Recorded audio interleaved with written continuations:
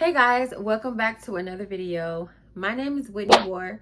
I'm a licensed clinical professional counselor, and I have the education and the experience to provide you information on mental health. You can use these videos as a resource and a tool and to help you make better decisions. However, this is not to be taken as therapy. Okay, I do have to put that disclaimer out there.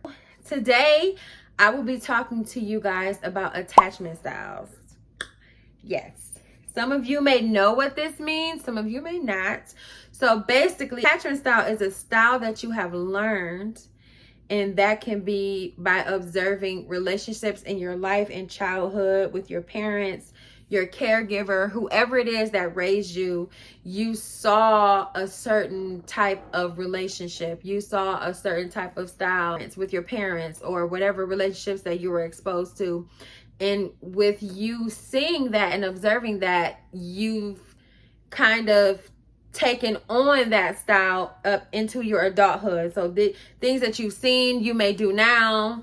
You know, things that you learned, you may do now in your relationships. And that's basically what an attachment style is. Something that's formed during childhood mostly. So there are two main types of attachment styles. One is secure, one is insecure. So basically, your attachment style can affect your relationship. So if you saw like a toxic relationships growing up, more than likely you are going to mirror those same behaviors or mirror that same kind of relationship, because that's all you know. That's all you've seen, right? You know, when we're kids, we have certain developmental eras based on our age and how we perceive things, how we gather information, how things affect us. That is why it is so easy to copy what we've seen, because as we've gotten older, we've just gotten used to a certain lifestyle, a certain way of living, and it's hard to disconnect from that when you get older. So attachment styles can have a lot to do with whether you have a healthy relationship or not. Let's go into secure attachment first, and then we'll go into insecure, because it's going to take a lot more time. Individuals with secure attachment feel comfortable with intimacy and independence in relationships, trusting their partners, and feeling safe expressing emotions. They are generally comfortable with both closeness and autonomy. So I'm going to say this off the bat. I don't know a lot of people who got that down 100%. But I do think that we're all on that road to security, that we're all on that road to self-actualization, where we are our best selves and independently and in relationships. Because who wants to have an insecure attachment? Who wants to have an unhealthy relationship? Nobody does. And a lot of stuff that people do, it's because it was learned. It's because that's all they saw. Now, I will say some people know better and they still act a fool. You know, that's a whole nother story. That's a whole nother video. But generally, and even then, it's things that they've seen. If somebody was raised in a household with DV, more than likely that's what they saw. That's what's engraved in their brain, and they start to mirror those same behaviors because that's what they were exposed to. That's why it's important for you to know your significant other's history before you start dating, and before you start, you know, giving your all in a relationship and pouring your heart out and becoming connected to that person. You need to know who they are. You need to know their history, their family history, things they've seen, things that they didn't see, what they learned, all of it has to do with whether you have a healthy relationship or not. Okay. So intimacy. Okay. So comfortable with intimacy. No, intimacy does not always have to be sexual, but as it pertains to sexual intimacy, I'm referring to married couples, because yep.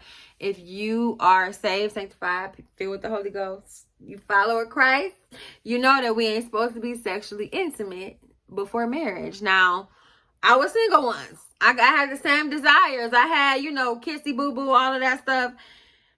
We're not supposed to do that, and a lot of us do. So, but that's not part of this video. But A secure person is comfortable with intimacy in their marriage. And we know a lot of factors. There are a lot of things that affect intimacy. It could be physical body, emotional connection, the physical connection, all of that. So that means this person is secure in that. So this means it doesn't matter if they're plus size or if they're skinty, okay? It doesn't matter. With their husband, they're comfortable with intimacy sexually, and even non-sexual intimacy, like the touch, the things that you do together that bring you close together, that make you feel stronger for each other. And this can also be families, friendships, things that you do to remain close to that person. You can share intimate things, like, things that happen in your childhood. Like, all of those things are a level of intimacy. And this secure person, let's call her Shanae. Shanae got friends that she's super close to. She don't have no cap on what she talk about. She comfortable with just talking about anything. She comfortable with, leaning on her friend's shoulder, or she's comfortable with all, all of that. With her husband, she do it all. She do it all. The sexual intimacy, all of it. And she's comfortable with it. What did I say her name was? Shanae. Okay. Shanae also is independent in relationships. So she knows how to be independent in her marriage. That means she's had conversations with her husband about what independence looks like, and what she's okay with doing, and what he's okay with doing, and what they're not okay with doing. So that means she's comfortable with her independence, right? And the next part is trust. So Shanae trusts her husband, and she feels safe expressing her emotions. As you know, a lot of us have gone through heartbreak, a lot of things like that, right? And it affects our ability to trust, okay? But Shanae, she done got her heart broken. She has. But being that she has worked on herself, she's got to that level of secure attachment. She don't have a problem with trusting her husband, because she trusts who he is. They've talked about the hard things. They've done the work. She's done the work, and she trusts him. And it's not to say that her husband is perfect, but she trusts him. So that means she trusts that he makes the right decisions, even if, he's done something wrong, right? She trusts that he'll turn it around. And I ain't talking about, don't go catastrophizing to the worst possible. I'm just saying generally, okay? And she feels safe expressing her emotions. That means she's not afraid to be vulnerable. She's not afraid to tell him how she's feeling, how he hurt her, or what he did, or what she did. Like, she's not afraid of that. She's comfortable with that. And then lastly, they're generally comfortable. So Shanae is comfortable with closeness and autonomy. Autonomy is just kind of sort of on the level of independence, having the freedom and ability to make your own decisions and choices. Yeah. So, but they've communicated, in secure attachment, you have that, you work through those things to get to that point. So that is what a secure attachment looks like. I will say that I am not there yet. There are some things that I do feel like I have, but I'm not fully there yet. And I don't think a lot of people are, but that is the goal, right? That is the goal. So I want you to think about that for a second. Do you have any of those, the criteria that I listed? Do you have those down packed? If you don't, then you're probably going to have something to do with the next portion, which is the insecure attachment. Okay, so now we're next, insecure attachment styles.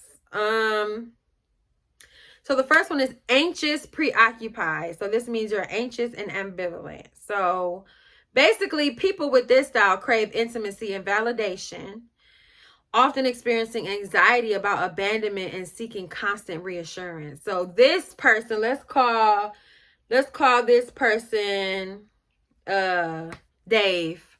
We're going to use a guy because it's not specific to sex. Both men and women have these issues. So Dave, he craves intimacy and validation. So right off the bat, that lets me know that was something that he did not get in his relationships before, or he did not see in the relationships through with the, you know, his parents, things like that. He didn't see that level of intimacy and validation. You don't have that validation. If you don't have that intimacy, that level of intimacy that you're seeking for, you can feel abandoned. And you also have to think about, okay, is my level of intimacy and validation, is it healthy or is it unhealthy? If it's a thing of I need this because I didn't have it, it's more than likely unhealthy. Because you can crave intimacy and validation, and I can't say there's a specific percentage, but I think there's a way to do it and not. Like there's that part of it that can be extreme. It's like I want intimacy so bad that I'll do things that I didn't think I would do, or I want validation so bad that I'll start, you know, lying about things and trying to force someone to validate me by manipulation and all that. That's that level that is unhealthy. Okay. So often experiencing anxiety about abandonment and seeking constant reassurance. So do you love me? Do you trust me? I mean, do you think this is good? Do you approve of this? Oh, if you don't approve of this, I don't know what I'm gonna do. I can't see myself not. I don't know. I can't do this without you. Can you please you get desperation is the word I'm looking for. This is anxious, preoccupied. Okay. Number 2 is avoidant, dismissive. With this style, value independence highly and may avoid emotional intimacy. Here's Rebecca. That's going to be her name.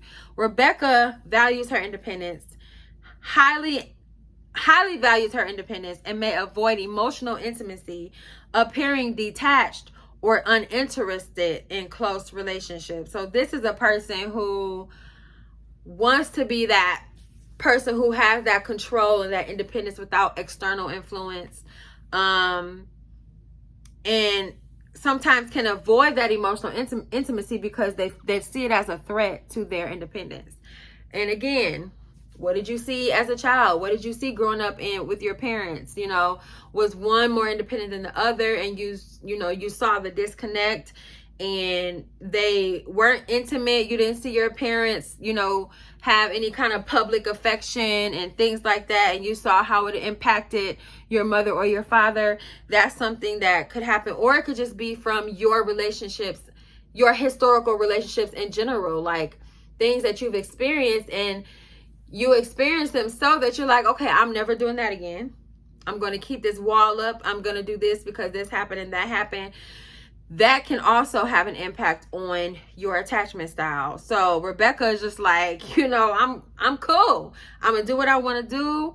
You know, I'm gonna avoid this emotional stuff because it's gonna mess me up. It's gonna take me off focus, and I don't want to have that. I might give you a little something here and there, but I'm not giving my all. So that is avoidant, dismissive. And I could go so much deeper, but this is, you know, I'm trying to. So the last one is disorganized, so fearful avoidance. So this style combines elements of both anxious and avoidant attachment, with individuals desiring intimacy, but also fearing vulnerability and potential hurt. Honestly, I feel like this is the majority of us, where we want that level of intimacy, but I'm scared to be vulnerable. I'm scared to give my all because you might hurt me. You might do what so-and-so did to me. And before you might let me down, you know, I might put my all in and I might be disappointed, and I think a lot of us struggle with this attachment. What you've seen, what you've experienced, your level of confidence. So the things that we see and experience, it does affect our confidence level, therefore causing us to be more vulnerable and fearful of what could possibly happen again. But when we're secure within ourselves, we don't have that problem. We don't fear that problem because it can still happen, but it's like we're not anxious about it happening. We're not fearful about it happening. If it happens, it happens. It's like I'm so secure within myself that no matter what happens, I know I'm going to be okay because I'm secure. I'm good, you know. And a lot of us can get this secure feeling from being a daughter or a son of Christ because we know who we are in him.